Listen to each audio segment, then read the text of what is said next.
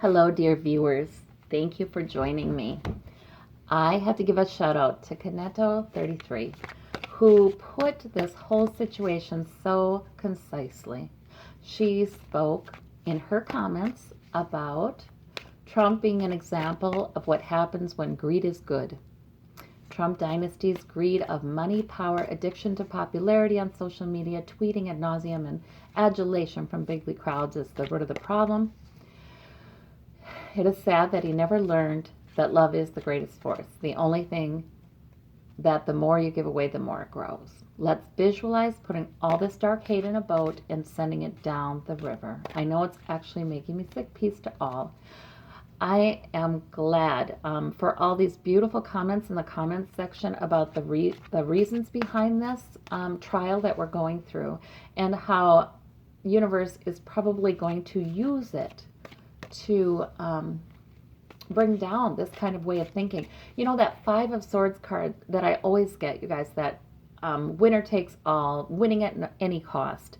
That's been typical of corporate American politics. That another commenter said, corporate sociopath.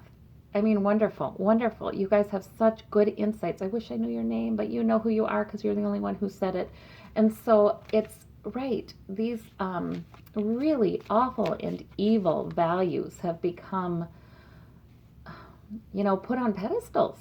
They've been put on pedestals in our culture. And we needed to really examine this and to really rout out a lot of the secrets, a lot of the ugliness. And I think Trump was voted in for that purpose. I am going to ask Spirit about that. Spirit, help us to understand. I see so many people already have understanding about this. Help us to really learn more about what this presidency means to you. The devil. Oh boy. This is exposing the devil. It's exposing the bondages that people are in. It's exposing the secrets. It's freeing. It's about freeing people. It's about freeing people from these chains. Because there are many people suffering silently, chained to greed. Whether it's their own greed or other people's greed and avarice, or greed that's been ensconced as a value or a personality attribute. This is ridiculous. So this is why. Okay, tell us more. The spirituality. Okay, the high priestess. That is the spirit. That is the spiritual coming to this earth through each of our spirits. This is the high priestess is an oracle. There are mysteries, and that's why the veil is there. Behind the veil are mysteries. She does have some traditional, conventional, religious symbology in her card. I mean, these are the pillars of Solomon's temple, the B&J. You can look at Bible verses that reflect this. So the very same pillars, the white and the black, the male and the female, the dichotomies that exist, good and evil, knowledge of good and evil. The high priestess is a conduit for that. And I think what Spirit is saying is we are all able to access that. It's not that religion is bad, but it's not through religion. The high priestess is not the Hierophant. She's not the Pope, right? This is about our own intuition and developing our own spirituality. Look at the spiritual development. I look in these comments and I think about my own life, and I think about the lives of people that I know, and something just absolutely amazing has been happening in recent years, where we are tuning in to the spirit realm. And, we're understanding that Spirit will talk to us. We're understanding that our own intuition and gut instinct, what feels right in our core, can be trusted. And when we do that, we come back to values like love, compassion, trust. We see fear for what it is. We see selfishness for what it is. And we see anger for what it is. And we know that none of that is true and it's all based on lies. And the real stuff is truth and love and honor and compassion and, yes, justice and forgiveness, mercy. These are the real currency of faith. These are the real things. And the high priestess, so this is the rising, too, of that kind of energy for all of us. It's more accessible for all of us. My goodness. We can peek behind that veil. Look at these cards. Okay, Spirit, what else do you want us to know about the purpose of this presidency and what's going on right now for your beloved people? Oh my gosh, you guys. The Wheel of Fortune. Fate. And that card's coming up again and again and again. How many times have we seen this card and this card? And I've seen this one a bunch too. But oh my gosh. It is time. It's a new beginning, you guys. That's actually really exciting. The devil with these people chained. They've been chained. That's been for a long, long time. That's nothing new. I did all of those readings yesterday that were really kind of difficult, but absolutely necessary to look at. And there's a push. I feel like psychically there is a push right now for us to look at those very hard truths and see people who have suffered in silence. I think it's time for us to do that. So all of you who watch those videos, thank you. It's just a reality we have to face. It's nothing new that people have been chained to that. Greed and avarice and complete selfishness. What is new is we have a new cycle, and Spirit is coming in individually with each of us in our own spiritual journeys to help us. So this is what's new. I feel like people are going to be paying more attention to what resonates in their spirit. They really are. It's going to become a part of the common vernacular. It already is, but it's going to become part of the common, just the language. People will talk about this. It is as reliable as anything else. Even if you take it from a very scientific perspective and you think about empiricism, I know from my practice of spirituality that there is never a time when I can't access that spirit. I might feel distracted, emotions might be high, distractions is there, but if I spend time and really do open myself up to that loving spirit, it helps every single time. So I know, that, you talk about science and logic, well, if that happens, I'm sure I could take a quiz before praying and journaling and after and see that very reliably I get a very positive result. You know what I mean? And when we see people gaining the same insights all over the place, the same truths coming, that looks like pretty strong evidence, doesn't it? I think that it's time. It's time to talk about the spiritual realm and the unseen by human eyes, that realm, as factual. I think it's time. And I think the High Priestess is going to help us all incorporate this into our daily existence. So help is here. Help is coming. It's been happening. The Wheel of Fortune, new cycle, new beginning. Oh, look at what's underneath you guys too. Justice. The Judgment Day. I love this card. It does have a lot of religious connotations. It does. But these are souls rising up, being deemed worthy. And, they're reaching up to this angel. They are reaching up to God. They are reaching up to the divine and saying, Finally, good, wonderful, welcoming. They're welcoming. And they're given new life. So this is a wonderful card, too. Look at that. It's the shadow card, though, isn't it? It's on the bottom of the deck, meaning the tough thing about this era is that we will be given information to have good judgment, to see what is there, to see the truth, to trumpet it. We're going to be hearing the truth trumpeted from the mountaintops. That's what we're going to be hearing, you guys. So that's why this is the shadow card in this reading, because that's hard. It's hard. But it's a lot harder for the people who are suffering with the truth and suffering in silence, and nobody can see what's happening to them. It's a lot harder for them. I feel like we're coming into an age of solidarity. You know, what hurts my brother and sister hurts me. You know, we're coming into an age of enhanced empathy. And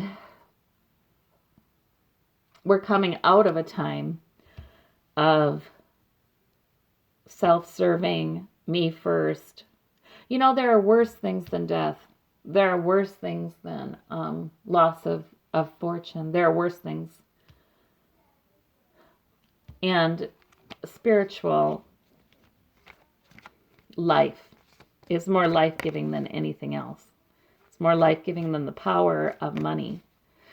I'm so glad that you all have been bringing these things up in comments, the reason behind this, so many people are kind of agreeing that this had to happen. The Page of Swords. Yes, new information is coming out. That's exactly right. About the people who are in bondage due to other people's greed and avarice. Yes, and look at if the page is a child, is a young person. So the page's truths are starting to come out. We're just beginning, you guys. They're just beginning. Yes, and this page is also watchful, and she sees what's going on. She's saying it. And sometimes clumsily. See, the Page of Swords we're at the beginning of this. So, I mean, sometimes it's not coming out right. It's coming out sideways. I mean, it's hard to hear. It's whatever. Or only incompletely coming out, but it's starting to come out. All of the things we need to see. 9 of Pentacles. Sitting pretty. You know what that means. I feel like the High Priestess is there to nurture us. The High Priestess is there to meet our needs and to even bring us joy and contentment, peace. You know, our emotions are nurtured as well by the spirituality the High Priestess brings. This is not an attacking spirituality. This is not an angry or vengeful spirituality. This is a nurturing, peace-giving spirituality. I'm so glad that's rising up, and I thank you, Spirit, for bringing that ever more strongly to us. And this Wheel of Fortune. Oh, wow. Things are happening quickly, guys. It is time for this new beginning, and now it is underway. 8 of Wands. The Wands of Love. Purpose that is good. Purpose that is sent from heaven. Look at, where are those wands sent from? They're not sent from one person. It's like they're sent from heaven. All these goals. Look at this. It's like the Page of Swords is saying, look at this. Look at that. Look at that. All these goals, these missions, these vocations, these causes being sent from heaven. It's time. And on the bottom of this deck, we have the Death card. Which, wow, I'm just getting chills all over about this reading, you guys. The Death card, that's because we have to have an end of something before we have a new beginning. The Devil card a lot of times is sort of moving through the torment before the Death card. So this is all talking about the death throes of a philosophy and a way of being and a way of thinking that is so destructive. That's what's dying. And what's replacing it is this spirituality, this loving and nurturing and abundant spirituality. Let's see. Oh gosh, I just love this. Oh my gosh, and I pick up this deck, you guys. And this is on the bottom of it. Wait, what was on the bottom of this? Oh, okay, I already saw that one. But what's on the bottom of this one is celebration. I like the shadow cards here. Okay, celebration is the shadow card here. Interesting. Let's see what that means. I haven't used this deck yet. Okay. Let's clarify. One more time, Spirit. Show me what you'd like us to know.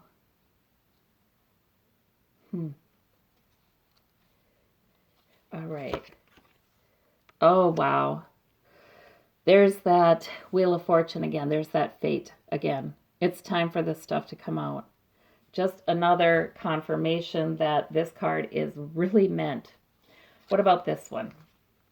And the King of Cups. The female and the male. Okay. So, yes, the High Priestess, the energy of the High Priestess is nurturing. The King of Cups can be a compassionate king. He's emotionally wise and in tune and understanding. He is strong. He is mature. He is self-controlled. The King of Cups. So a new way of being a strong and honorable man is being emphasized by the High Priestess. Shows of strength are not strength. Shows of aggression are not strength. Winning at all costs is not strength.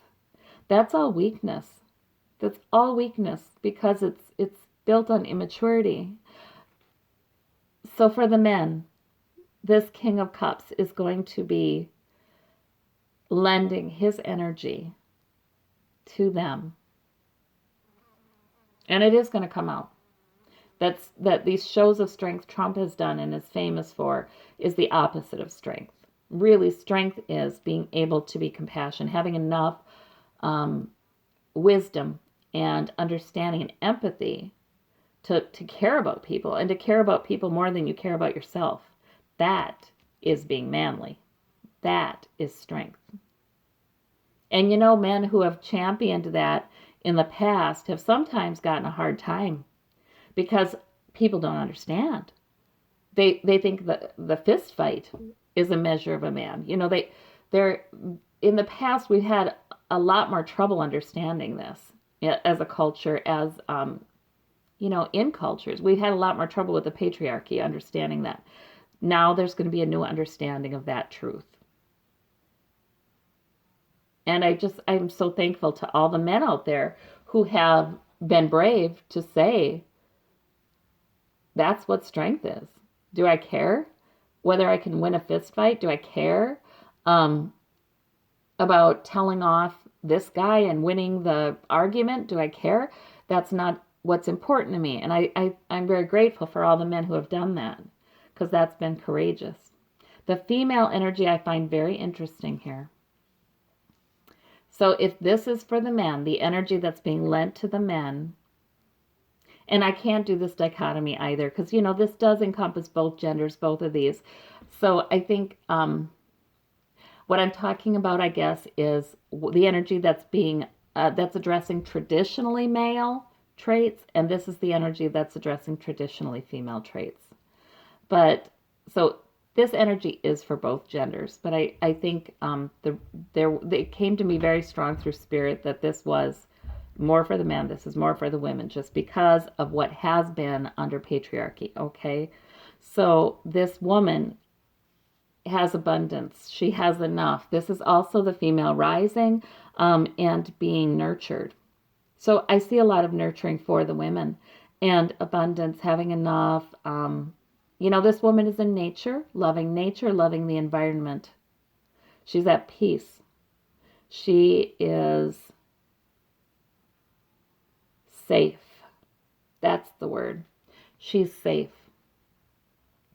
She's so safe, in fact, and secure that she really can enjoy life and bringing life. You know, this Nine of Pentacles woman, she does look pregnant in this. She's wearing a gown that looks like a maternity gown.